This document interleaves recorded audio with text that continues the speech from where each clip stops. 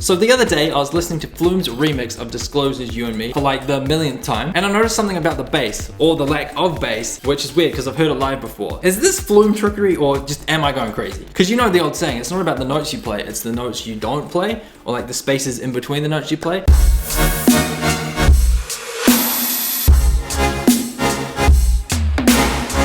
Yeah, we all know and love that. As I was listening to it the other day, I noticed the sub was only playing in very specific parts. So when I got home, grabbed the track, chucked a low pass filter on it to hear the sub, what the sub was actually doing. So the kick.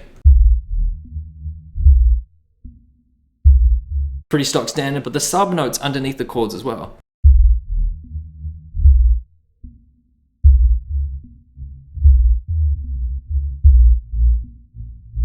So I tried to break that down into MIDI and came up with this. It looks like whenever there's a chord change, the bass will play the first two notes and then just be sparse for the rest of it.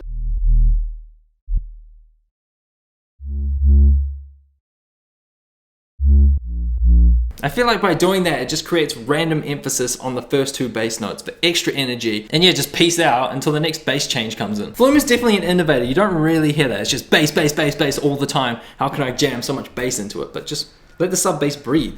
So, recreated my own drums. Of course, we chucked the chord on top of that, which I did with some EQ from the main track. So you can hear the sub bass more clearly. So I cranked it.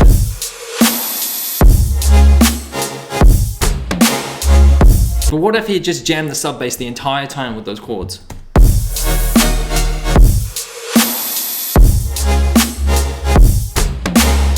I mean, that works as well, but it's not as emphasized as that. So yeah, am I overanalyzing this, or is it this full intention just to create space in between those sub notes, so when the sub does kick in, energy, explosive power, awesomeness?